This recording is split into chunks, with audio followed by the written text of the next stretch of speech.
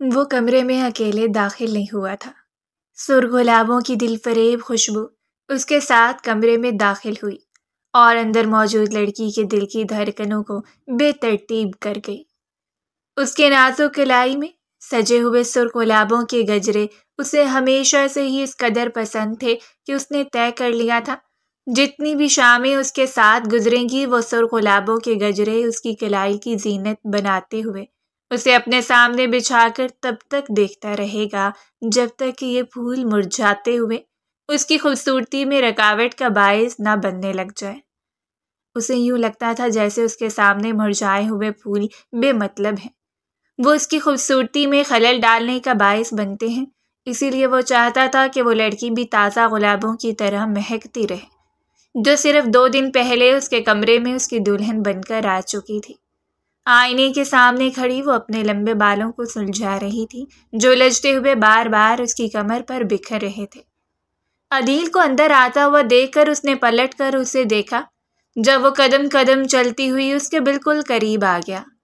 گلابوں کے گجرے ابھی تک اس کے ہاتھ میں تھے جنہیں وہ نظریں چکا کر دیکھتے ہوئے مسکرا رہی تھی۔ عدیل نے وہ گجرے سامنے رکھ دیے اور نرمی سے اس کے ہاتھوں سے برش لے لیا۔ تم جانتی ہو نا تمہارے یہ بال مجھے کس قدر پسند ہیں اور پھر بھی ان پر ستم ڈھا رہی ہو۔ وہ اس کے لمبے حسین بالوں کا دیوانہ تھا جو کسی آبشار کی مانند گرتے تو اس کے دل کی لہروں میں تلاطم برپا کر دیتے۔ وہ پلٹ کر اس کے چہرے کو دیکھنے لگی جس کے چہرے پر بیزاری چھائی ہوئی تھی۔ پچھلے کچھ دنوں سے اس کی طبیعت ٹھیک نہیں تھی اور وہ سمجھ رہی تھی کہ شادی کے ہنگامی مصروفیت اور آنے والے وقت کی خدشات نے اسے کچھ زیادہ سوچنے پر مجبور کر دیا ہے، اس لیے یہ بیزاری ابھی تک قائم تھی۔ عدیل نے ایک بھرپور نگاہ اس کے چہرے پر ڈالی۔ کیا ہوا جانا؟ تمہارا چہرہ اتنا زرد کیوں لگ رہا ہے؟ وہ اسے بے تابی سے دیکھ رہا تھا۔ 2 دن پہلے وہ اس کی زندگی میں آئی تھی لیکن ایک پل وہ اس پر اپنی محبتیں نچھاور کرتے ہوئے اسے اپنی ہوش میں سمیٹ کر احساس دلا رہا تھا کہ وہ اس کے لیے کس قدر قیمتی ہے۔ حالانکہ کچھ عرصہ پہلے ہی ان کا نکاح ہوا تھا لیکن اپنی منقوہہ ہونے کے باوجود اس نے کبھی پلٹ کر بھی اس کی جانب نہیں دیکھا، نہ ہی کبھی پیش قدمی کی، چاہے وہ اس کے ساتھ رابطہ کرنے کی کوشش بھی کرتی، لیکن وہ ہر بار جھٹلا دیتا کیونکہ اس کا ماننا تھا کہ جب تک رخصتی نہیں ہو جاتی تب تک وہ اسے اپنے قریب بھٹکنے نہیں دے گا اور نہ ہی اس کے ساتھ کوئی محبت بھرے لمحات قائم کرے گا، کیونکہ اسے اپنے جذبات پر بالکل بھروسہ نہیں تھا۔ ایسا نہیں تھا کہ وہ اسے پسند نہیں کرتا تھا، اسے پسند کرتا تھا اور بے پناہ پسند کرتا تھا۔ اسی لیے بیرون ملک سے واپس آنے کے بعد اس نے سب سے پہلے اپنی ماں کے سامنے یہ خواہش رکھی کہ وہ ثانیہ کو اس کی زندگی میں شامل کر دیں، لیکن اس کے بعد بقول ثانیہ کے کہ اس نے پلٹ کر بھی اس کی خبر نہیں لی۔ لیکن کوئی نہیں جانتا تھا کہ وہ ایک ایک پل اس پر گہری نظر رکھنے والا، اس پر مر مٹنے والا اور اس کے لیے ترس جانے والا انسان ہے۔ عجیب سی تھکاوٹ اور بیزاری رہی ہے، دل نہیں چاہ رہا کوئی بھی کام کرنے کو۔ ثانیہ واپس ہٹتے ہوئے بیڈ پر بیٹھ گئی جبکہ وہ برش وہیں پر رکھتے ہوئے گجرے اٹھا کر اس کی جانب بڑھا تھا۔ نہ جانے کیوں ثانیہ کو اس کا ہاتھوں میں موجود گجرے دیکھ کر ان کی خوشبو سے عجیب قسم کی قوت ہو رہی تھی۔ وہ اسے گجرے دور رکھنے کے لیے نہیں کہہ سکتی تھی کیونکہ وہ نہیں چاہتی تھی کہ عدیل کا دل دکھے، لیکن سچ یہ تھا کہ ان کی خوشبو اس کے سر پر حاوی ہو رہی تھی۔ عدیل نے ہاتھ آگے بڑھا کر اس کی نرم و ملائم کلائی کو تھام لیا۔ وہ اسے گجرے پہنانے لگا تھا اور اگلے ہی پل ایک زوردار ابکائی کے ساتھ اس نے عدیل کو خود سے دور دھکیل دیا۔ وہ بھاگتے ہوئے بیسن پر جھکی تھی، بار بار آنے والی ابکائی اس کی زرد رنگت میں مزید زردیاں گھول رہی تھی اور وہ دہلیز پر کھڑا حیرت سے اسے دیکھ رہا تھا۔ کیا ہوا؟ تمہاری طبیعت تو ٹھیک ہے؟ اس نے آگے بڑھ کر اسے کندھوں سے تھاما جس کے چہرے سے ٹپکتا ہوا پسینہ اسے وحشت میں مبتلا کر رہا تھا۔ اسے جھنجھوڑتے ہوئے اس کا رخ اپنی جانب کیا۔ تمہیں کیا ہو رہا ہے ثانیہ؟ آنکھیں کھولو۔ اور ثانیہ کو آنے والے شدید چکر اس کی آنکھوں کو بند کرتے چلے جا رہے تھے۔ آنکھیں کھولو، ہم ڈاکٹر کے پاس جا رہے ہیں۔ اس نے ثانیہ کو سہارا دیا اور فوراً گاڑی کی طرف لے کر بھاگا تھا۔ تسنیم بیگم باہر میں بیٹھی حیرت سے اپنے بیٹے کو دیکھتی رہ گئی جو اپنی بیوی کو اٹھا کر ہی گاڑی کی جانب بھاگ رہا تھا اور ساتھ ہی ڈرائیور کو حکم دے رہا تھا کہ وہ گاڑی نکالے۔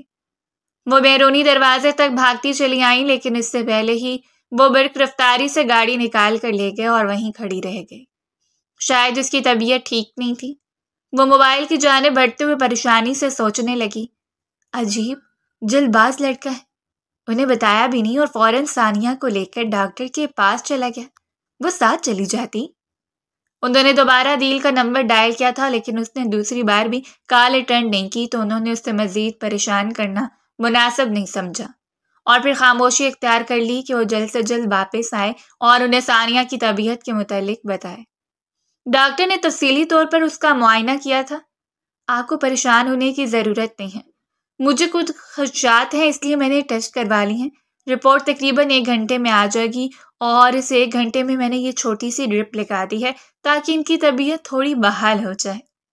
پیشہ ورانہ مسکراہٹ سے ڈاکٹر کہہ کر باہر چلی گئی۔ اب وہ مکمل ہوش میں تھی۔ ڈاکٹر کے پاس آنے کی کیا ضرورت تھی؟ عدیل، میں ٹھیک ہوں، آپ خواہ پریشان ہو جاتے ہیں۔ شاید کچھ ویکنس ہو گئی تھی۔ شادی کی مصروفیات بھی اتنی زیادہ ہیں۔ عدیل نے محبت سے اس کے ہاتھ کو اپنے دونوں ہاتھوں میں سمیٹ لیا۔ میں تمہارے لیے پریشان نہیں ہوں گا تو کس لیے ہوں گا؟ اب جلدی سے ٹھیک ہو جاؤ، ماما بھی بہت پریشان ہیں، میں انہیں کال کر کے بتا کر آتا ہوں۔ اسے تسلی دیتے ہوئے وہ موبائل نکال کر باہر چلا گیا اور باہر جا کر اس نے تفصیل سے تسلیم بیگم سے بات کی تھی کہ ڈاکٹرز نے کچھ ٹیسٹ کیے ہیں، رپورٹ آدھے گھنٹے میں آ جائے گی اور اس کے بعد ہم واپس آ رہے ہیں۔ اور تسلیم بیگم نے شکر کی سانس خارج کی۔ ان کا بیٹا شروع سے ہی بہت جلد باز تھا۔ وہ جانتی تھی کہ وہ ثانیہ کے معاملے میں کس قدر حساس ہے اور ثانیہ بذات خود انہیں بھی بہت پسند تھی، کیونکہ بہت ادب تمیز والی لڑکی تھی۔ انہیں ایسے ہی تہذیب دار بہو چاہیے تھی، اسی لیے انہوں نے پہلی بہو کا انتخاب بھی اسی گھرانے سے کیا اور اب دوبارہ ثانیہ کے انتخاب کا وقت آیا تو ان کی نظر اسی گھرانے پر جا کر ٹکی تھی، کیونکہ شائستہ بیگم کی تربیت پر انہیں پورا بھروسہ تھا۔ انہوں نے اپنے شوہر کی غیر موجودگی میں بھی بچوں کی اتنی اعلیٰ تربیت کی تھی کہ ان کے پر آنکھ بند کر کے بھروسہ کیا جا سکتا تھا، لیکن کوئی نہیں جانتا تھا کہ یہی بھروسہ انہیں لے کر ڈوبنے والا ہے۔ کوئی نہیں جانتا تھا کہ اس محبت بھری خوشیوں کے ماحول میں ایسا زہر گھلنے والا ہے جو سب کی نس نس میں سوار ہو کر ان کی زندگی کو اجیرن بنا دے گا۔ صرف ایک پل اور ان سب کی زندگیوں کی کایا پلٹنے والی ہے۔ وہ سب کچھ ہونے والا ہے جو کسی نے خواب و خیال میں بھی نہیں سوچا تھا۔ ابھی کوئی اچھی دیر پہلے اور ڈاکٹر کے روم میں ڈاکٹر کے سامنے بیٹھے تھے، جبکہ ڈاکٹر تفصیلی نظروں سے رپورٹس کا جائزہ لے رہی تھی۔ ان کے چہرے پر اطمینان تھا۔ جب عدیل نے حیرت سے ڈاکٹر کے چہرے کو دیکھا تھا، کوئی پریشانی کی بات تو نہیں ہے ڈاکٹر صاحب؟ سب کچھ ٹھیک ہے نا؟ اس کے پوچھنے پر ڈاکٹر نے پیشہ ورانہ مسکراہٹ سے ان دونوں کی طرف دیکھا تھا۔ پریشانی کی کوئی بات نہیں ہے، آپ نے مجھے بتایا نہیں کہ پریگننسی ہے، اسی لیے میں نے یہ سارے ٹیسٹ کروا لیے کیونکہ مجھے کچھ خدشات تھے۔ ڈاکٹر ابھی تک اپنی بات جاری رکھے ہوئے تھی۔ یہ سوچے بغیر کے سامنے بیٹھے ہوئے ہی لوگ حیرت اور بے یقینی سے ساکت ہو کر اس کے چہرے کو دیکھتے چلے جا رہے تھے۔ کیا مطلب ہے آپ کا؟ میں سمجھا نہیں۔ سب سے پہلے عدیل ہوش میں آیا تھا۔ اس نے اپنے ساکت وجود کو سمیٹتے ہوئے ڈاکٹر کو حیرت بھری نظروں سے دیکھا، جبکہ ڈاکٹر بے نیازی سے مزید اپنی مسکراہٹ کو گہرا کر لیا۔ یہ سمجھ رہی تھی کہ شاید اسے یقین نہیں آ رہا۔ آپ کو یقین کر لینا چاہیے، آپ باپ بننے والے ہیں۔ آپ کی بیگم 3 منتھ سے پریگننٹ ہے، لیکن اس صورتحال میں… اس سے پہلے کہ وہ اپنی بات مکمل کرتی، وہ حیرت سے اٹھ کھڑا ہوا، جبکہ اس کے پاس بیٹھی ہوئی وہ لڑکی تو حیرت و بے یقینی سے بت بن گئی۔ وہ کسی بت کی طرح ساکت تھی، چہرے کی زرد رنگت، دھڑکتا ہوا دل اور ہتھیلیاں پسینے سے بھیگی ہوئی تھیں۔ عدیل نے جھکتے ہوئے ڈاکٹر کے چہرے کو دیکھا تھا۔ آپ کیا کہہ رہی ہیں؟ ہماری شادی تو صرف 2 دن پہلے ہوئی ہے۔ اور اس کی بات نے ڈاکٹر شبنم نیازی کو حقیقت میں جھنجھوڑ کر رکھ دیا۔ وہ بے یقین سے ہو کر ثانیہ کو دیکھنے لگی تھیں، جیسے معاملے کو سمجھنے کی کوشش کرنا چاہ رہی ہوں۔ I am really sorry mister Adeel, لیکن آپ کی مسز پریگننٹ ہیں اور یہ رپورٹس آپ کے سامنے ہیں۔ آپ کو 3 ماہ کی پریگننسی ہے۔ نہ جانے کیوں اس کے ہاتھوں کی لگی ہوئی مہندی، اس کے چہرے پر پھیلے ہوئے رنگوں کی لہروں سے ڈاکٹر شبنم کو پہلے ہی اندازہ ہو رہا تھا کہ ان دونوں کی شادی تاحال ہوئی ہے۔ لیکن انہیں یہ اندازہ نہیں تھا کہ اتنا بڑا حادثہ ہونے کو جا رہا ہے۔ ایک پل کی دیر کیے بغیر عدیل ایک تعصب بھری نگاہ اس کے چہرے پر ڈال کر کمرے سے باہر چلا گیا، جبکہ اس کے بے جان سے وجود میں جیسے حرکت ہوئی۔ وہ فوراً اٹھ کھڑی ہوئی اور پھر اس نے آگے بڑھ کر اپنی رپورٹس کو اٹھا لیا تھا۔ آپ ایسا کیسے کہہ سکتی ہیں ڈاکٹر صاحبہ؟ مجھے کسی نے ہاتھ نہیں لگایا۔ 2 دن پہلے میری شادی ہوئی ہے۔ 2 دن پہلے۔ جھوٹ بول رہی ہے نا؟ وہ بری طرح رو رہی تھی اور ڈاکٹر شبنم نیازی بے بس نظروں سے اسے دیکھ رہی تھی۔ میں بہت معذرت چاہتی ہوں لیکن یہ جھوٹ نہیں ہے۔ آپ چاہیں تو کہیں سے بھی اپنا چیک اپ کروا سکتی ہیں۔ اب آپ جا سکتے ہیں۔ اس نے جیسے معاملے کو سمیٹنا چاہا کہ وہ یہاں مزید اور کوئی ہنگامہ برداشت نہیں کر سکتی، اور وہ اپنی رپورٹس کو اٹھا کر بھاگتے ہوئے دل کے پیچھے آئی جو اس وقت گاڑی میں بٹھا رہا تھا۔ وہ جانتی تھی کہ کون سی قیامت اس کی زندگی کو اپنی لپیٹ میں لینے والی ہے۔ مجھے لگتا ہے ڈاکٹر جھوٹ بول رہی ہے۔ میں قسم کھاتی ہوں میں نے ایسا کچھ نہیں کیا۔ وہ عدیل کو یقین دلا رہی تھی، لیکن عدیل نے رپورٹس اس کے ہاتھ سے لیتے ہوئے شدت سے اس کے منہ پر دے ماری۔ خبردار، اگر تم نے اپنی صفائی میں کچھ بھی کہنا چاہا تو میں برداشت نہیں کروں گا۔ اپنی زبان کو بند رکھو۔ اس نے ان 2 دنوں میں پہلی بار اتنے سخت لہجے میں بات کی تھی کہ وہ کام سی گئی۔ اپنے کامتے ہوئے وجود کو سنبھال پانا اس کے لیے آسان نہیں تھا۔ اب یہ بھی تو خوشیوں کا آغاز صبح تھا۔ اس نے اپنے خوابوں بھری دنیا میں قدم رکھا تھا، اور یہ دنیا اتنی مختصر تھی اسے اندازہ ہی نہیں ہوا کون سی قیامت اس کے منتظر تھی۔ آخر وہ کس کی حسد بھری نگاہوں کی زد میں آ گئی؟ آخر یہ کون سی سازش تھی جو اس کے خلاف بنی جا رہی تھی، اور وہ بھی اس طرح جب اس پر کوئی بھی یقین نہیں کر پاتا۔ گاڑی کھڑی کرتے ہوئے عدیل نے اسے جھنجھوڑتے گاڑی سے باہر نکالا تھا۔ وہ اسے گھسیٹتے ہوئے حویلی میں لے کر آ رہا تھا، جبکہ وہ چیختے ہوئے عدیل کو یقین دلا رہی تھی۔ یہ وہی جگہ تھی جہاں وہ ہزاروں خواب اور خواہشات لے کر صرف 2 دن پہلے اندر داخل ہوئی تو اس کی آنکھوں کے سامنے ہزاروں سپنے اپنے رنگین آنچل اوڑھے لہرا رہے تھے، اور اب سب کچھ تباہ و برباد ہو گیا تھا۔ سندس اور زیان گھر پر نہیں تھے۔ 2-3 دنوں کے لیے وہ کسی بزنس میٹنگ کے حوالے سے شارجہ کے لیے نکل گئے۔ اس نے اندر لاتے ہی اسے لاؤنج میں پھینک دیا تھا، اور وہ حیران و پریشان اسے دیکھتی رہ گئی۔ وہ سر پکڑے صوفے پر بیٹھ گیا۔ تسلیم بیگم حیرت سے باہر نکلی تھی۔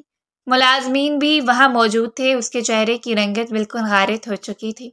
ہاتھ پیر بری طرح کانپ رہے تھے، اور اس شخص کی حالت بھی عجیب و غریب تھی۔ وہ کیسے یقین کر سکتا تھا کہ وہ لڑکی جو اس کے لیے پہلی محبت کا درجہ رکھتی ہے، وہ لڑکی جس سے آج تک اس نے محبت کی بڑی اونچی مسند پر قائم رکھا ہے، وہ اس کے ساتھ اتنا بڑا غناؤنا دھوکہ کر سکتی ہے جس کے بعد وہ زندگی بھر کسی پر اعتماد نہ کر پائے۔ ٹھیک ہے، اس نے ایک عرصہ عیاشی میں گزار دیا تھا، لیکن اس نے کوشش کی تھی کہ وہ کسی کے اس قدر قریب نہ جائے کہ اپنی حدود نہیں پھلانگ دے، اور آج جو کچھ اس کے منہ پر کسی کالک کی طرح لگا تھا وہ شاید ساری عمر بھی دھونے سے نہ اترے۔ وہ دوڑتے ہوئے تسلیم بیگم کے قدموں سے لپٹ گئی۔ تائی امی، میں نے خدا کی قسم کچھ نہیں کیا۔ میں کچھ بھی نہیں جانتی۔ میں بے قصور ہوں۔ وہ بری طرح رو رہی تھی اور تسلیم بیگم حیران و پریشان کھڑی تھی۔ یہ سب کیا ہے؟ کیا ہو رہا ہے؟ انہوں نے دہلتے ہوئے دل سے اپنے بیٹے کو دیکھا تھا جو اٹھ کھڑا ہوا۔ اس کے چہرے کی سرخ رنگت، اس کی آنکھوں سے بہتے ہوئے آنسو، وہ اپنا کنٹرول کھو چکا تھا۔ اس نے جو نظروں سے تسلیم بیگم کو دیکھا تھا ان کے دل کو کچھ ہوا، اور پھر وہ قدم بڑھا کر اپنی ماں کی جانب بڑھا تھا۔ اس کے پیٹ میں کسی اور کا بچہ ہے۔ یہ حاملہ ہے امی۔ میں نے اس سے محبت کی، میں نے اس پر اعتماد کیا، اسے اپنے نکاح میں لیا، اور یہ کسی اور کے بچے کی ماں بننے والی ہے۔ 3 ماہ کا حمل اس کے پیٹ میں ہے، اس نے چیختے ہوئے کہا تھا، اور تسلیم بیگم نے بے اختیار دل پر ہاتھ رکھ لیا، جبکہ اس لڑکی کی چیخ اس سے زیادہ بلند تھی۔ میں خدا کی قسم کھا کر کہتی ہوں، میں کچھ نہیں جانتی۔ میں بے قصور ہوں۔ میں نے کچھ بھی نہیں کیا، اور زندگی میں پہلی بار اس نے شدت سے اس کے بالوں کو جکڑ لیا تھا۔ جھوٹ بولتی ہو تم۔ ایک تو چوری، اوپر سے سینہ زوری۔ تم کیا سمجھتی ہو کہ ساری زندگی مجھے دھوکے میں رکھو گی اور مجھے کچھ بھی پتہ نہیں چلے گا؟ محترمہ، میں اتنا بھی پاگل نہیں ہوں کہ تمہاری محبت میں اپنی زندگی برباد کر لوں۔ ابھی اور اسی وقت نکلو میرے گھر سے۔ میری زندگی میں، میرے گھر میں تمہاری کوئی جگہ نہیں ہے۔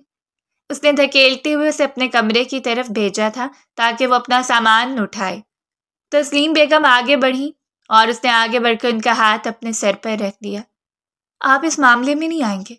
یہ لڑکی آج میری زندگی سے نکل جائے گی، لیکن میں اسے اپنے نام سے کبھی بھی آزاد نہیں کروں گا، کیونکہ میں چاہتا ہوں کہ ذلت کے ساتھ ساری زندگی میرے نام پر بیٹھی رہے، لیکن میں اسے اس گھر میں نہیں رہنے دوں گا، تاکہ اسے اندازہ ہو کہ کسی کی ناجائز اولاد کو اپنے وجود میں پالنا کتنا بڑا گناہ ہوتا ہے، کتنا بڑا گناہ ہوتا ہے کسی کے احساسات سے کھیلنا۔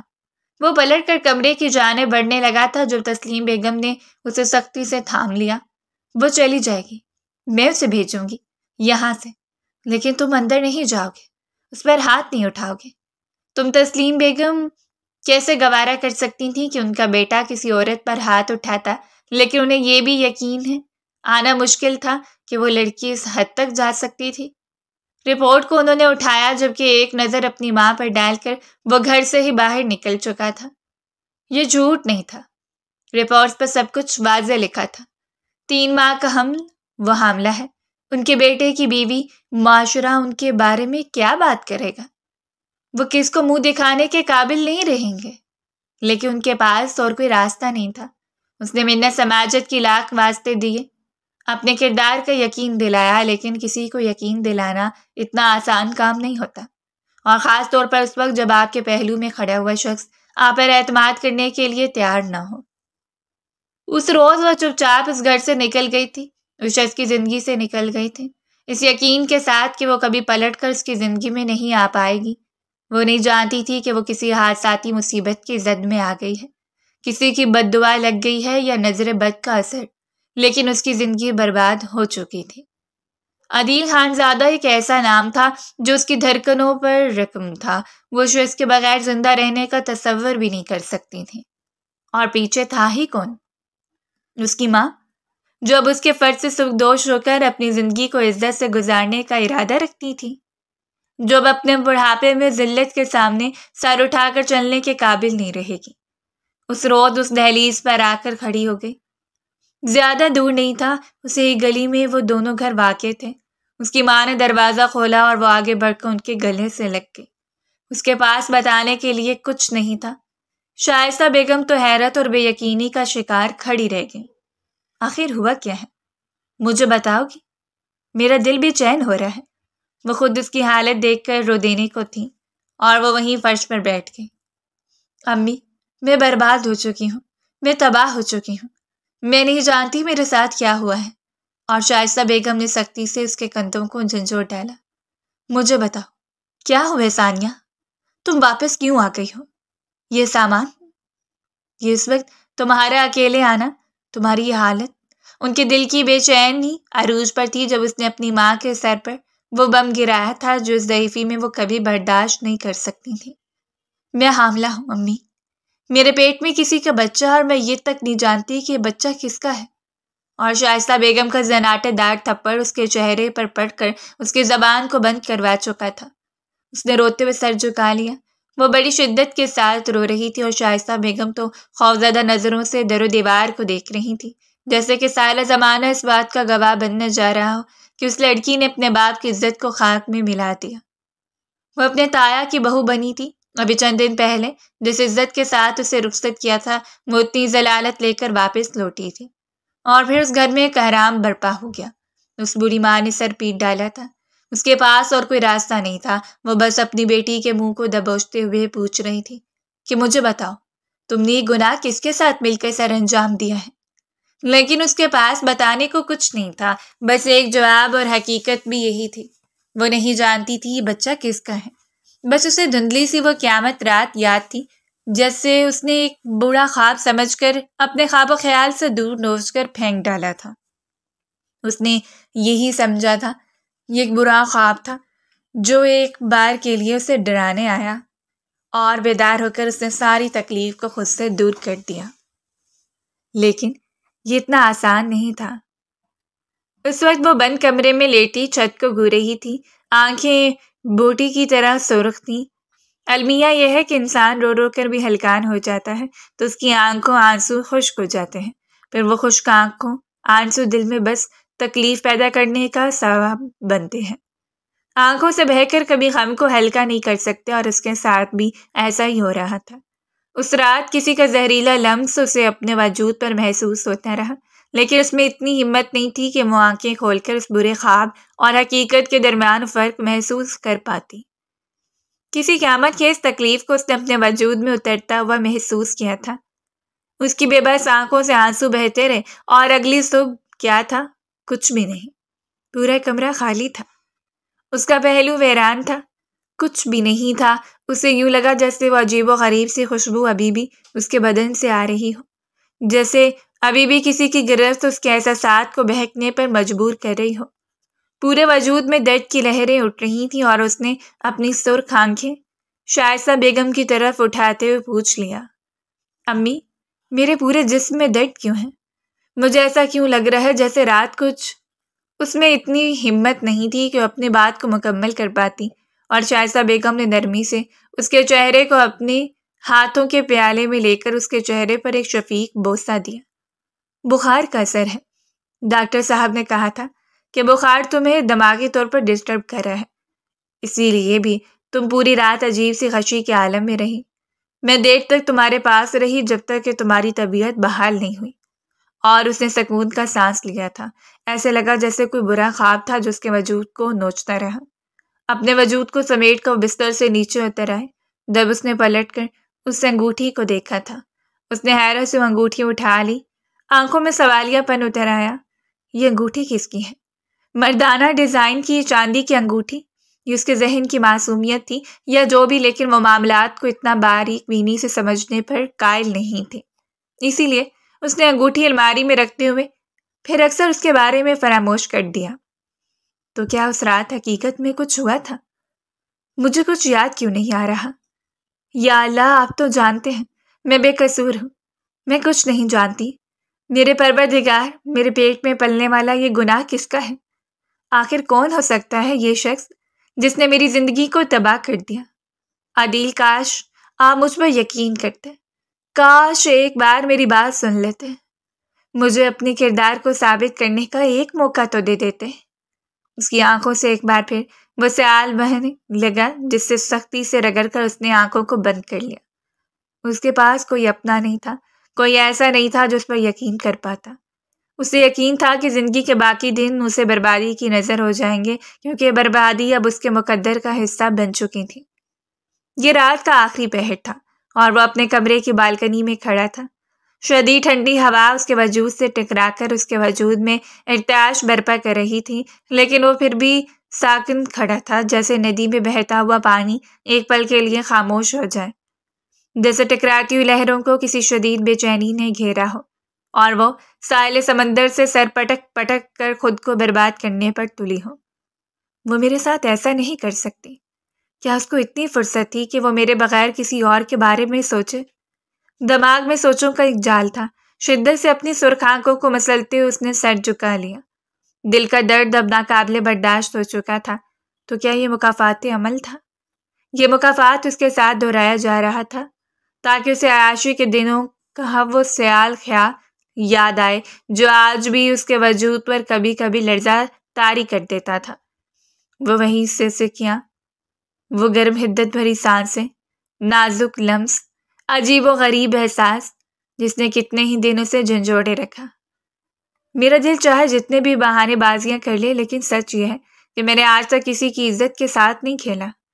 میں نے دانستہ طور پر کسی کو تکلیف پہنچانے کی کوشش نہیں کی، اور خدا میرے لیے اتنا سخت فیصلہ نہیں کر سکتا۔ تم نے مجھے برباد کر دیا ہے، اور اب اس بربادی کو تم ہی عمر بھگتنا پڑے گا۔ اسے لگا تھا جیسے وہ یہاں رہے گا تو اپنے ارادے سے پیچھے ہٹنے لگے گا۔ اسے لگنے لگا تھا جیسے دل کے ہاتھوں میں مجبور ہو کر اپنی مقرر کردہ سزا سے پلٹ آئے گا۔ اس لیے اگلے روز ہی وہ اپنا سامان سمیٹتے ہوئے کراچی کے لیے نکل گیا۔ اس نے سب کچھ سمیٹ لیا تھا۔ اس کا ارادہ نہیں تھا کہ وہ اب یہاں رہے گا۔ تسلیم بیگم تو اپنے گھر کو ویران دیکھ کر ہی تڑپتی رہ گئیں۔ ایک عرصے کے بعد ان کی بیٹی کی زندگی میں خوشیوں نے دستک دی تھی، اور وہ بھی اتنی مختصر مدت کے لیے۔ مائیں بھلا اپنے بیٹیوں کے دکھ کو برداشت کر سکتی ہیں؟ سندس اور زیان واپس آ چکے تھے، اور واپس آ کر اس قیامت خیز واقعے کا علم ہوا، اور سندس بے یقین رہ گئی۔ سندس نے اسے جھنجھوڑتے ہوئے اپنے سامنے بٹھا لیا تھا۔ مجھے بتاؤ، تمہارا کسی سے رابطہ تھا کیا؟ تمہیں کسی نے بلیک میل کیا ہے؟ خدا کے لیے مجھے بتا دو، اس سے پہلے کہ دیر ہو جائے۔ اور وہ اپنی بات پر اٹکی ہی رہی۔ نہیں آپی، میں قسم کھا کر کہتی ہوں، میرا کسی سے کوئی رابطہ نہیں تھا، میں کسی کو نہیں جانتی، میں نے کسی کے ساتھ کوئی تعلق قائم نہیں کیا۔ تو پھر یہ بچہ آسمان سے اترا ہے، یہ زمین پھاڑ کر تمہارے پیٹ میں جذب ہو گیا ہے؟ مجھے بتاؤ، ورنہ میں بھی اسی وقت تمہارے ساتھ سارا تعلق ختم کر لوں گی۔ تم نہیں جانتی تمہاری وجہ سے مجھے کتنی بدنامی کا سامنا کرنا پڑ رہا ہے۔ تائی امی تکلیف میں ہے، امی کو دیکھو، وہ بے حال سے اپنے کمرے میں پڑی رہتی ہیں۔ مجھے دیکھو، سسرال میں شرمندگی اٹھانی پڑ رہی ہے۔ لوگ طرح طرح کی باتیں کرتے ہیں، اور عدیل کراچی چلا گیا ہے، اور وہاں سے انگلینڈ ہمیشہ کے لیے چلا جائے گا، کبھی نہ لوٹ کر آنے کے لیے۔ اور تم اسے سولی پر لٹکی رہ جاؤ گی ہمیشہ کے لیے، اپنے ان گناہوں کی سزا بھگتتی رہنا جو تم نے نفس کی غلامی میں آ کر کیے ہیں۔ اور وہ چیخ پڑی تھی۔ اس نے سندس کو خود سے دور دھکیل دیا اور اپنے چہرے کو پیٹ ڈالا تھا۔ وہ شدید ذہنی تکلیف میں تھی۔ اذیت اس قدر زیادہ تھی کہ اس کا دل چاہ رہا تھا کہ وہ ہمیشہ کے لیے خود کو ختم کر لے۔ میں نے کچھ نہیں کیا، کچھ نہیں کیا، کچھ نہیں کیا۔ اس نے خود کو پیٹ ڈالا تھا، اور سندس نے بامشکل اسے خود سے آزاد کروایا اور اس روز اسے لے کر ڈاکٹر کے پاس چلی گئی۔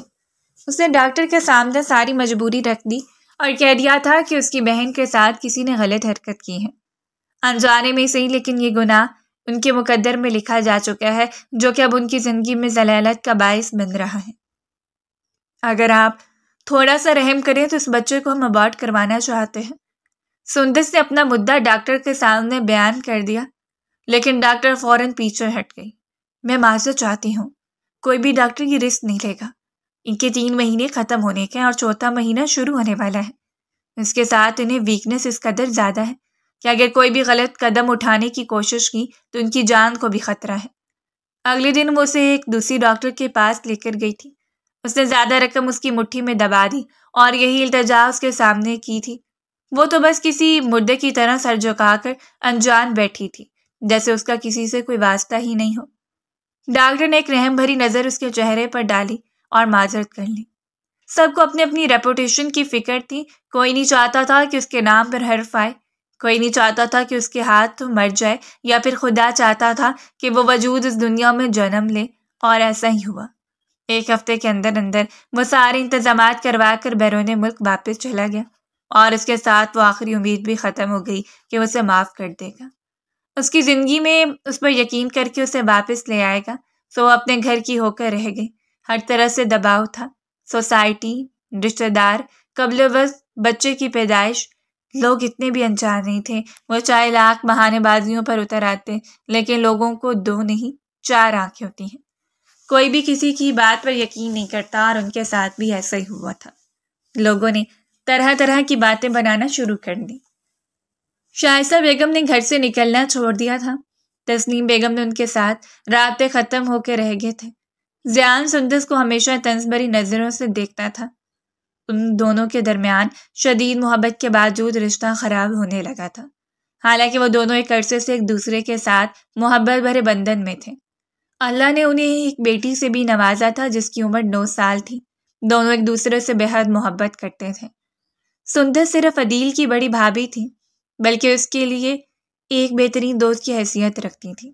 وہ ہمیشہ اسے بڑی بہن کی طرح ہی سمجھتا تھا۔ اس نے بھی 100 بار منت کر لی، سماجت کر لی، سمجھا کر ہلکان ہو چکی تھی، لیکن عدیل نے اپنے کان بند کر لیے۔ اس نے صاف صاف کہہ دیا تھا کہ گھر کے کسی فرد کو اگر ثانیہ کے سلسلے میں بات کرنا ہو تو اس کے ساتھ رابطہ کرنے کی کوشش نہ کرے، اور آہستہ آہستہ یہ چیپٹر کلوز ہوتا چلا گیا۔ آنے والا ہر مہینہ اس نے جس اذیت سے گزارا تھا وہ جانتی تھی، اور اس کا خدا جانتا تھا۔ دوا کا کوئی بہتر انتظام نہیں تھا، لیکن اس کے ساتھ تعلقات ختم کر لیے تھے۔ لوگ اس کے پاس اپنی بیٹیوں کو بیٹھنے نہیں دیتے تھے۔ وہ لڑکی جس نے کسی کی غلیظ اولاد کو اپنی پیٹ میں جگہ دی اور اب اسے پیدا بھی کرنے جا رہی تھی، وہ دن بھی ایسا ہی تھا۔ وہ بے حال ہوتے ہوئے فرش پر گر گئی۔ شدید تکلیف اس قدر شدید کہ وہ اپنی چیخ کو روک نہیں پائی، اور شائستہ بیگم کچھ دیر تو اس کی چیخوں کو سنتی رہی اور پھر بے بس ہوتے اس کے کمرے تک چلی آئی۔ ان کا بڑھاپا ضلالت میں گزرنا تھا، انہیں اس بات کا اندازہ نہیں تھا۔ آگے بڑھ کر انہوں نے اپنی بیٹی کو سہارا دیا اور پھر ٹیکسی ڈرائیور کو کال کر کے فوراً اسے اسپتال منتقل کروا دیا۔ جو بھی کہا جاتا، لیکن وہ ماں تھی اور ماں کا دل کبھی بھی اپنی اولاد کو تکلیف میں نہیں دیکھ سکتا۔ شاید ان کے ساتھ بھی ایسا ہی معاملہ ہوا۔ کچھ دیر کے بعد ڈاکٹر مسکراتے ہوئے باہر آئی اور اسے اپنی جانب سے خوشخبری سنائی تھی۔ مبارک ہو، آپ نانی بن چکی ہیں، اللہ نے آپ کو نواسے سے نوازا ہے۔ اور وہ بس سر جھکا کر بیٹھی رہ گئی۔ ڈاکٹر نے کھوجتی ہوئی نظر ان کے ضعیف چہرے پر ڈالی تھی۔ ماں کی مدد کے لیے اور شاید مرے بندے سندس بھی ہسپتال تک آئی اور چپ چاپ پھر اسے اسپتال سے ڈسچارج کروا کر گھر منتقل کیا اور اپنے گھر واپس چلی گئی۔ جیسے بچہ پیدا نہیں ہوا تھا، صرف ماتم بچ گئی۔ اس ننھے سے وجود کو اپنے ہاتھ میں لے کر بیٹھی رہی، جیسے جاگتی ہوئی نظروں سے اس کا جائزہ لینے کی کوشش کر رہی ہوں کہ آخر وہ کس کا خون ہے، آخر کون ہے وہ جس نے اسے برباد کر کے پھر بھی چوراہے میں اکیلا چھوڑ دیا۔ اگر اس نے اس کے ساتھ زیادتی کر بھی لی تھی، اس کے ساتھ وہ سب کچھ کر لیا تھا جس سے اس کے نفس کو تسکین مل گئی، تو کم سے کم اس مشکل وقت میں اس کے پہلو میں آ کر کھڑا تو ہو جاتا، یا پھر اب آ کر اپنی اولاد کو نام دے دیتا۔ کل اگر یہ بچہ اپنی معصوم آنکھیں کھول کر اس سے سوال و جواب کرے گا تو وہ کیا جواب دے گی؟ اسے ساری الجھنوں سے تنگ آ کر اسے ایک جانب رکھ دیا۔ وہ ننھا سا وجود رو رو کر ہلکان ہو رہا تھا اور وہ خود بھی گھٹنوں پر سر رکھ کے بری طرح سے سسک رہی تھی۔ جب شائستہ بیگم کمرے میں داخل ہوئی اور اس ننھے سے وجود کو اٹھا کر سختی سے اس کے ہاتھوں پر ٹکا دیا تھا۔ اب اگر یہ گناہ کر بھی لیا ہے تو اسے بھگتو، اسے پالنے کی کوشش کرو، بالکل اسی طرح جس سے تم نے اسے پیدا کرنے کی کوشش کی ہے، بالکل اسی طرح جیسے ہماری عزتوں کو پسے پش ڈال کر تم نے اس کے باپ کے ساتھ رنگ رلیاں منانے کی کوشش کی ہے۔ امی، اس نے دکھ اور تکلیف سے اپنی ماں کو پکارا تھا، امی میرا یقین کر لیں۔ اور شائستہ بیگم نے اس کے سامنے ہاتھ جوڑ دیے۔ خدا کا واسطہ ہے، اب تو باز آ جاؤ، اب تو یہ پیدا ہو چکا ہے، اب تو اپنے کردار کا رونا پیٹنا ڈالنا بند کر دو، کم سے کم اب تو بتا دو کہ اس کا باپ کون ہے۔ انہوں نے آج تک اپنی شہزادی بیٹی سے کڑے لفظوں میں بات نہیں کی تھی اور آج وہ اسے 10 دن بات نہیں کرتی تھی، اور اگر اس کے لاکھ بلانے پر بات کر بھی لیتی تو ان کے پاس طنز کے علاوہ کہنے کو کچھ نہیں ہوتا، اور اپنی ماں کی یہ تکلیف دہ الفاظ سن کر خاموش ہو جاتی۔ کوئی بھی ایسا نہیں تھا جسے چند لمحے وہ بات چیت کر لیتی، اس کے دل کا دکھ ہلکا ہو جاتا۔ بس جب دل کا دکھ حد سے زیادہ بڑھ جاتا تو جائے نماز بچھا کر بیٹھ جاتی۔ پروردگار، تو جانتا ہے کہ میرا کوئی قصور نہیں، بس اتنا ہی کہہ پاتی، اور پھر تب تک سر جھکا کر روتی رہتی جب تک کہ دل کا دکھ ہلکا نہیں ہو جاتا۔ آہستہ آہستہ وہ بچہ بڑا ہونے لگا تھا۔ اس نے ماں باپ کے روپ میں بس اسے ہی دیکھا تھا، اور نامحسوس طریقے سے اس کی انسیت بھی اس بچے کی طرف بڑھنے لگی تھی۔ آخر وہ اس کی ماں تھی، اس نے اپنی کوکھ سے اسے جنم دیا تھا، اور اسے یوں لگنے لگا تھا جیسے وہ اس کے وجود کا حصہ ہے۔ جتنی محرومیوں کو برداشت کر رہی ہے، اس بے جرم بچے نے بھی اتنی محرومیوں کو برداشت کرنا ہے۔ نہ جانے کون کون ایسے تکلیف دہ مراحل ہیں جسے گزر کر اسے ان تکلیفوں سے آشنا ہونا ہے، جن تکلیفوں کے بارے میں شاید اس کے معصوم ذہن نے کبھی سوچا بھی نہیں ہوگا۔ وہ اسے بے پناہ محبت کرتی تھی۔ وہ بیرون ملک جا کر نہ جانے اسے سزا دے رہا تھا یا خود سزا بھگت رہا تھا، کوئی نہیں جانتا تھا، لیکن آج بھی وہ اپنی ضد پر قائم تھا۔ وقت کسی کے باپ کی جاگیر نہیں ہے، کسی میں اتنی ہمت نہیں کہ وہ وقت کو روک دے۔ وقت کا کام ہے گزرنا، وہ رک کر کسی کے دکھ درد تکلیف نہیں سمیٹ سکتا، وہ بس خاموشی سے گزر جاتا ہے، اور ان کا وقت بھی خاموشی سے اس کی نظر ہو گیا۔ اس روز بھی تسنیم بیگم کی ضد پر ان کی خراب طبیعت کا سن کر وہ پورے 4 سال بعد لوٹنے کا ارادہ کر چکا تھا۔ ایک بار پھر ان ہواؤں میں، جن ہواؤں میں وہ بے وفا لڑکی رہتے ہوئے اس کے لیے عذاب جان بن چکی تھی۔ اس روز وہ ایئرپورٹ پر اتر آیا تو زیان پہلے ہی اسے ریسیو کرنے کے لیے وہاں پہنچ چکا تھا۔ زیان کے گلے لگ کر وہ دیر تک اسے محسوس کرتا رہا۔ وہ اس کا بڑا بھائی تھا اور باپ کے بعد اس نے باپ کا کردار نبھایا تھا۔ وہ لوگ گھر پہنچے تو سندس نے اچھی خاصی تیاریاں کر رکھی تھیں۔ تسلیم بیگم سے وہ ایک پل کے لیے جدا نہیں ہو رہا تھا۔ اس وقت وہ اپنے کمرے میں آیا، اس وقت ایک عجیب سے گھٹن زدہ ماحول نے اسے اپنی لپیٹ میں لے لیا۔ دل مسلسل مچلتے ہوئے 4 سال پیچھے کے منظر کو یاد کر رہا تھا، لیکن اب وہ مکمل طور پر بدل چکا تھا۔ پہلے سے زیادہ سنجیدگی، پہلے سے زیادہ باوقار لہجہ اور پہلے سے زیادہ غصہ اور خاموشی۔ دل پر اس طرح قفل لگا رکھا تھا کہ دنیا کی کوئی طاقت بھی اب اس قفل کو کھولنے کا کام نہیں کر سکتی تھی۔ اس نے خود کو محدود رکھا۔ سندس نے نہ ہی اس کا تذکرہ چھیڑا تھا، نہ اس نے خود سے کوئی بات کی، بلکہ گھر میں سب کو سختی سے اس بات پر قائل کر لیا گیا کہ کوئی بھی ثانیہ کا ذکر نہیں کرے گا۔ وہ جس حال میں اسی حال میں رہے۔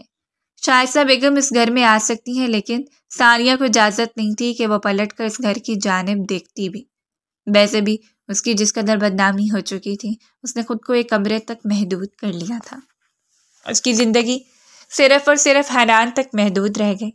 اس نے اپنے بیٹے کا نام حنان رکھا۔ سفید رنگت والا بے حد خوبصورت بچہ جس کی شہد رنگ آنکھیں اسے اس وجود کی یاد دلاتی جس کے وہ صرف نام سے وابستہ تھی۔ باقی سارے تعلقات تو وہ ختم کر چکا تھا۔ ایک عرصہ ہو چکا تھا اس نے اس شخص کو نہیں دیکھا تھا۔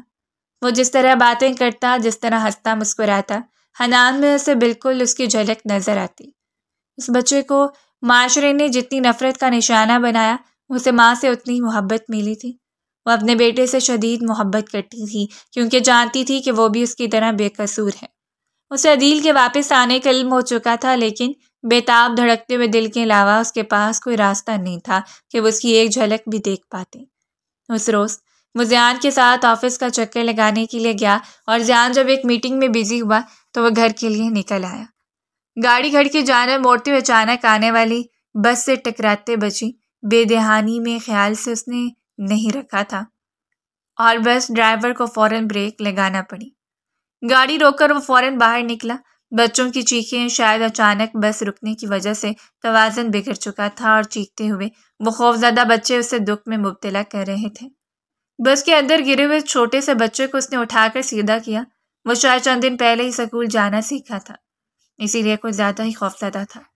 وہ بری طرح رو رہا تھا۔ اس نے چھوٹے سے پھول کو اٹھا لیا۔ اس کے ماتھے کا نکلتا ہوا خون عدیل کے سفید شرٹ پر داغ بناتا چلا گیا۔ اس نے بس ڈرائیور کو کہا تھا کہ اس کے والدین کو آگاہ کر دینا، میں اسے فوری قریبی اسپتال لے کر جا رہا ہوں۔ یہ وین ڈرائیور بھی اسی علاقے کا تھا، اسی لیے اسے جانتا تھا۔ وہ اسے لے کر فوری ہاسپٹل چلا گیا اور ڈاکٹرز نے اس کی بینڈیج کر دی۔ بے حد معصوم سا بچہ جس کے لیے باہر سے جا کر چاکلیٹس اور جوس لے کر آیا اور اس کے سامنے بیٹھتے ہوئے سب کچھ اس کے حوالے کر دیا تھا، جبکہ وہ ابھی بھی خوفزدہ تھا۔ اب وہ اپنے سامنے بیٹھے ہوئے بچے کو غور سے دیکھ رہا تھا۔ اس کی شہد رنگ آنکھیں، چھوٹے چھوٹے لبوں اور ماتھے پر پڑے ہوئے بال عجیب و غریب نظروں سے اسے دیکھتا رہا۔ جب اس بچے نے خود ہی بات کا آغاز کیا تھا، انکل، مما، شاید وہ اسے اپنی ماں کے بارے میں پوچھ رہا تھا اور وہ بس اس کے چہرے کو دیکھتا رہ گیا۔ دل بے ترتیب ہو کر دھڑک رہا تھا اور تب اس سے ڈاکٹرز نے اپنے پاس بلایا۔ اس بچے کے گال پر جھک کر پیار کرتے ہوئے وہ اٹھ کر ڈاکٹر کی بات سننے چلا گیا۔ جب وہ دروازہ سے بھاگتے ہوئے اندر داخل ہوئی تھی اور اندر داخل ہو کر حنان کو اٹھا کر اپنے سینے سے لگا لیا، حنان اسے دیکھ کر ایک بار پھر رو پڑا تھا۔ شاید وہ خوفزدہ ہو گیا تھا یا پھر اس اجنبی کی محبت بھری نظروں، محبت اسی عجیب محسوس ہو رہی تھی کیونکہ اس کے ارد گرد رہنے والے لوگوں میں صرف اس کی ماں ہی اس کی معصوم صورت سے بے تحاشا محبت کرتی تھی۔ ڈاکٹر کی بات سنتے اس نے پلٹ کر حنان کو دیکھنا چاہا اور وہیں ساکت رہ گیا۔ اتنے سالوں کے بعد وہ اس کے سامنے کھڑی تھی، اس معصوم سے بچے کو اٹھا کر بے تحاشا پیار کر رہی تھی، لیکن اس کی جانب متوجہ نہیں تھی۔ دانستہ طور پر وہ دروازے کی ایک سمت ہو کر چھپ گیا۔ دل بے ترتیب ہو کر دھڑک رہا تھا۔ اس بچے کی شکل و صورت بالکل ایسی تھی جیسے کہ اس کا بچپن، اور پھر وہ اس کی ماں تھی جو آج بھی اس کے دل پر حکمران تھی۔ پہلے سے زیادہ کمزور، مرجھائی ہوئی شکل و صورت، لیکن اس بچے کی محبت اس کی آنکھوں سے چھلک رہی تھی۔ وہ جب چاہا وہاں سے نکلتے ہوئے گھر چلا گیا۔ راستہ بھر وہ بےتاب رہا۔ بےتابی اس قدر شدید تھی کہ بار بار اس کے ماتھے پر آنے والے پسینے اسے خدشات سے لاحق کر رہے تھے۔ وہ رات وہ کبھی فراموش نہیں کر سکتا تھا، اس کی دھڑکنوں کو بے ترتیب کرتا تھا۔ وہ جانتا تھا کہ وہ کسی کے ساتھ منسلک ہوا، لیکن اسے یہ معلوم نہیں تھا کہ وہ کون تھا، حقیقت یا اس کا خواب۔ وہ سیدھا گھر آیا۔ سیدھا تسلیم بیگم کے کمرے میں۔ تسلیم بیگم اور سندس دونوں ہی گھر پر نہیں تھیں۔ اس نے ان کے کمرے کی الماری کھولی اور وہ پرانا البم اٹھا لیا۔ اس کے ہاتھ واضح کانپ رہے تھے، دھڑکتے ہوئے دل اور کانپتے ہوئے ہاتھوں کے ساتھ وہ ہر ایک تصویر کو بڑی باریک بینی سے دیکھ رہا تھا اور گویا اس کے شک پر یقین کی مہر ثابت ہو گئی۔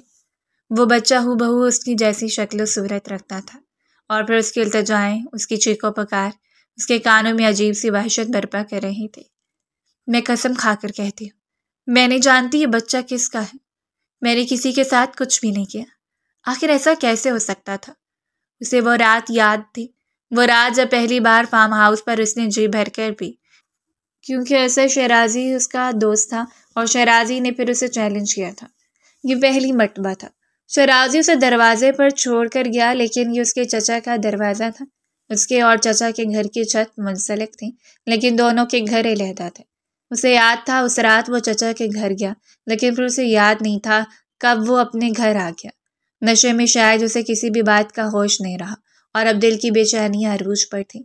اس نے جھک کر اپنے شرٹ پر لگے ہوئے سرخ دھبے کو دیکھا جو ابھی بالکل تازہ تھا۔ دل نے ہلکی سی سرگوشی کی تھی اور دماغ نے شدت سے انکار کیا تھا۔ اس کے لبوں نے دعا کی تھی، پروردگار ایسا نہ ہو، اگر ایسا ہوا تو وہ کہیں کا نہیں رہے گا۔ اس روز وہ سیدھا ہاسپٹل چلا گیا اور وہاں جا کر بے دھڑک کہہ دیا کہ وہ ڈی این اے ٹیسٹ کروانا چاہتا ہے، اپنا اور شرٹ پر لگی ہوئی سرخ دھبے کے سیمپل کا۔ ڈاکٹر نے وہ سیمپل اکٹھا کیا، اس کے بلڈ کا سیمپل لیا اور شام تک کا وقت دیا، لیکن وہ شام نہیں تھی، کوئی قیامت خیز گزرتا ہوا وقت تھا جس کا ایک ایک پل اس کے سر پر قیامت بن کر ٹوٹ رہا تھا۔ جلے پیر کی بلی کی طرح وہیں ٹہلتا رہا۔ اس میں اتنی ہمت نہیں تھی کہ واپس گھر چلا جاتا۔ جب شام کو وہ رپورٹ اس کے سامنے رکھی گئی، 99.9% سیمپل میچ تھے اور اس نے اپنے سر کو پکڑ لیا۔ وہ وہیں ہسپتال کے فرش پر بیٹھتا چلا گیا۔ دل پر کسی نے زوردار گھونسا دے مارا تھا۔ تو یہ اس کا برا خواب نہیں تھا بلکہ حقیقت تھی۔ حقیقت میں وہ اس رات ان کے گھر پر گیا اور اس رات وہ شدید بخار میں مبتلا تھی۔ پوری رات وہ عجیب غشی میں رہی جب وہ اسے رات بھر اپنے وجود سے سمیٹتا رہا، اور پھر اپنے گھر۔ ایک ہلکا سا احساس اور سب کچھ فراموش ہو چکا تھا۔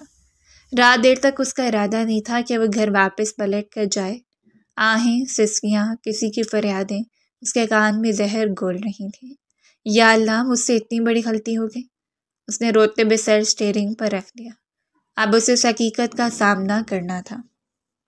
اس روز وہ سیدھا اپنے گھر آیا۔ اس نے سندس کو کچھ نہیں بتایا تھا، بس اسے ساتھ چلنے کو کہا۔ تسلیم بیگم، زیان، سب کو لے کر وہ ان کے گھر گیا تھا اور وہ سب لوگ بے چین تھے۔ یوں لگ رہا تھا جیسے وہ اس رشتے کی نازک ڈور کو ختم کرنا چاہتا ہو، لیکن کوئی نہیں جانتا تھا کہ کون سی قیامت ان کے سر پر گرنے والی ہے۔ ایک عرصے کے بعد اسے اپنے گھر دیکھ کر وہ سیڑھیوں سے اتر کر بھاگ گئی تھی، بے چینی سے، بے قراری سے۔ اسے گزرے ہوئے 4 سالوں نے بالکل بوڑھا کر دیا تھا، جس کی آنکھوں کی چمک بھی ظاہر ہو چکی تھی۔ یہ 4 سال ڈپریشن کا وہ شدید موڑ تھا جس سے گزرتے ہوئے وہ دن رات اذیت جھیل رہی تھی۔ بھلا محبت سے دور رہنا آسان ہوتا ہے؟ اسے یوں لگا جیسے وہ ایک آخری موقع دینے کے لیے آیا، جیسے ایک آخری بار اس کی تڑپ میں اس نے آگے بڑھ کر ایک بار پھر خود کو اس کے سامنے رکھ دیا تھا۔ مجھے پتا تھا عادل، آپ آئیں گے، مجھے پتا تھا۔ دیکھیں، میرا کوئی قصور نہیں ہے۔ میں نہیں جانتی حنان کا باپ کون ہے۔ اس رات، جس رات میں شدید غشی میں تھی، میرے ساتھ کیا ہوا مجھے کچھ اندازہ نہیں ہے۔ وہ بس اسے روتے ہوئے دیکھ کر رو رہا تھا۔ گھر کے باقی سب لوگ اس کے پاگل پن کو حیرت سے دیکھ رہے تھے۔ اس کی فریاد کرتی ہوئی نگاہیں اس کے التجائی لہجہ اور سیڑھی کے آخری زینے پر کھڑا ہوا وہ بچہ سہمی ہوئی نظروں سے اپنی ماں کی بےتابی دیکھ رہا تھا۔ بس اس میں ہمت نہیں تھی وہ اسے تھام لیتا، اس کی آنکھوں میں دیکھ کر کہتا، اس سب کا قصوروار میں ہوں، یہ بچہ میرا ہے، تو میرے گناہوں کی سزا بھگت رہی ہو۔ جب وہ پلٹتے ہوئے کمرے کی جانب بھاگی اور پھر الماری سے وہ انگوٹھی نکال کر اس کے سامنے رکھ دی تھی۔ یہ ہے وہ گنہگار، وہ مجرم حنان، جس کی اولاد ہے۔ بس اس روز مجھے اپنے بستر پر یہ انگوٹھی ملی تھی، لیکن میں نہیں جانتی تھی کہ میرے ساتھ کیا ہو چکا ہے۔ خدا کے لیے میرا یقین کرے۔ عدیل، وہ عدیل کے پیروں میں بیٹھی تھی۔ وہ بس رو رہا تھا۔ گھر کے ہر فرد کی آنکھوں میں آنسو تھے۔ کوئی نہیں جانتا تھا کہ آنے والا وقت کیا فیصلہ کرنے والا ہے۔ جب وہ جھکتے اسے بازوؤں سے اٹھایا، اس کے بےتاب چہرے کو اپنے ہاتھوں کے پیالے میں تھام کر اس کے ماتھے پر لب رکھے اور بے تحاشا سے چومتا چلا گیا۔ وقت گزرنے کے بعد اگر آپ کو اپنی غلطی کا احساس ہوتا ہے، آپ کو احساس ہوتا ہے کہ بچھڑ کر آپ نے کتنی بڑی غلطی کر دی، تو وہ آپ کی محبت نہیں، آپ کا پچھتاوا ہے۔ اور اس وقت بھی شاید اسے محبت سے زیادہ پچھتاوا گھیرے ہوئے تھا۔ اس کے ہاتھوں پر بوسے دے رہا تھا۔ یہ بچہ میرا ہے، میں حنان کا باپ ہوں۔ ایک ایسا انکشاف جس نے وہاں کھڑے ہر فرد کو ہلا کر رکھ دیا۔ وہ دہلتے ہوئے اسے دیکھتی رہ گئی اور پھر بے اختیار 2 قدم اس سے دور ہو گئی۔ شائستہ بیگم، تسلیم بیگم، سب کی نظریں حیرت سے اس پر جم سی گئیں جب اس نے اپنی پاکٹ سے وہ رپورٹ نکال کر زیان کے سامنے رکھ دی۔ میں اس کا گنہگار ہوں، کسی کی ناجائز اولاد نہیں ہے۔ اس رات نشے کی حالت میں وہ روتے ہوئے سب کچھ بیان کر رہا تھا جب زیان کا سناٹے دار تھپڑ اسے خاموش کروا گیا۔ وہ اپنے منہ پر سختی سے ہاتھ جمائے دور کھڑی تھی۔ محبت سے بچھڑنا آسان تھا، محبت کے ہاتھوں رسوا ہونا، محبت کی یہ ذلالت دیکھنا اتنا آسان نہیں تھا۔ شائستہ بیگم دل پر ہاتھ رکھتے وہیں بیٹھ سی گئی۔ ان کی آنکھوں میں سارے جہان کا دکھ اتر آیا۔ ان 4 سالوں میں اس نے کیا کچھ برداشت نہیں کیا، اذیتیں، طعنے، تلخ باتیں، الزامات، تڑکے تعلق، سب کچھ برباد کیا۔ وہ گھٹنوں کے بل اس کے سامنے بیٹھا تھا۔ میں اعتراف کر چکا ہوں، لیکن میں نہیں جانتا کہ اس رات نشے کی حالت میں کب تمہارے پاس آیا۔ بس مجھے ایک احساس تھا، لیکن میں اس سے واقف نہیں تھا۔ تسلیم بیگم نے بھی اس بچے کی پیدائش کے بعد اب اسے پہلی بار دیکھا تھا۔ وہ ہو بہو ان کے بیٹے کی کاپی تھا۔ وہ بری طرح رو رہی تھی۔ یا اللہ، وہ سب لوگ اس معصوم سی لڑکی کے گنہگار تھے، کوئی ایک گنہگار تو نہیں تھا۔ اس روز وہ اس کے قدموں میں جھکا تھا جیسے جھکنے کا حق ہو۔ اس نے گڑگڑا کر اس سے معافی طلب کی تھی، لیکن شاید اب مہلت ختم ہو چکی تھی۔ اس لڑکی نے بس اپنی حیرت بھری نظریں اس کے چہرے پر گار کر پلٹ کر ایک نظر اپنے سہمے ہوئے بیٹے کی طرف دیکھا تھا اور پھر اس کی آنکھیں بند ہوتی چلی گئیں۔ اس نے آخری بار بس اپنے ماتھے پر ہاتھ رکھا تھا اور اس کا وجود زمین بوس ہو گیا۔ وہ چیختے اس کی جانب بڑھا۔ ایک گہرام برپا ہو گیا۔ حنان دوڑتے اس کی طرف بڑھا تھا۔ زیان نے حنان کو اپنے بازوؤں میں بھر لیا۔ وہ اس کے بھائی کا خون تھا۔ اسے فوراً ہاسپٹل منتقل کر دیا گیا۔ ڈاکٹر نے اسے ایمرجنسی ایڈمٹ کر لیا تھا۔ ان کا نروس بریک ڈاؤن ہوا ہے۔ یہ پچھلے کچھ سالوں سے ڈپریشن کی شدید فیز سے گزر رہی ہیں۔ نہ ہی بلڈ پریشر نارمل ہے اور نہ ہی ہارٹ بیٹ۔ اگلے 24 گھنٹے بہت کریٹیکل ہیں۔ آپ ہر قسم کی سچویشن کے لیے تیار رہیں۔ ڈاکٹر کے الفاظ نہیں تھے جیسے اس کا معافی نامہ بند ہو گیا۔ وہ ڈاکٹر کے گلے پڑ گیا۔ ہرگز نہیں، مجھے ہر حال میں وہ سلامت چاہیے۔ اور ڈاکٹر نے نرمی سے اسے خود سے دور کر دیا۔ یہ سب کچھ خدا کے ہاتھ میں ہے، آپ بس اطمینان رکھیں۔ اور اطمینان وہ کہاں سے لے کر آتا؟ کہاں سے لے آتا وہ اطمینان جو اس کے وجود کو چلنی ہونے سے روک لیتا؟ اگلے 24 گھنٹے اسے ایک فرد نے نہیں بلکہ گھر کے ہر فرد نے رو کر گڑگڑا کر دعائیں کرتے ہوئے گزار دیے تھے۔ وہ رو رو کر ہلکان ہو جاتا تو پھر گڑگڑا کر خدا سے اپنے گناہوں کی معافی طلب کرنے لگ جاتا اور پھر اپنے بیٹے کے معصوم چہرے کو چومتے ہوئے اسے اپنے بازوؤں میں سمیٹ لیتا۔ وہ اس کا بھی مجرم تھا، صرف اس کی ماں کا مجرم نہیں تھا۔ گزرتا ہوا وقت تکلیف دہ تھا، شدید تکلیف۔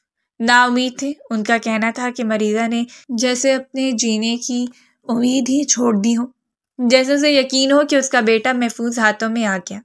اب اسے ضرورت نہیں ہے کہ وہ مزید تلخیوں کو برداشت کرے۔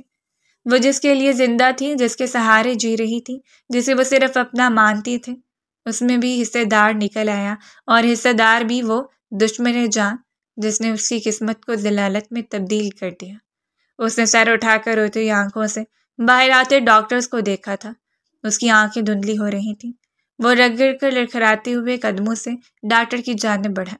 دل دھڑک رہا تھا، بےتاب دھڑکنوں سے ہلکی سی سرگوشی ابھری۔ یا اللہ، خیر ہو۔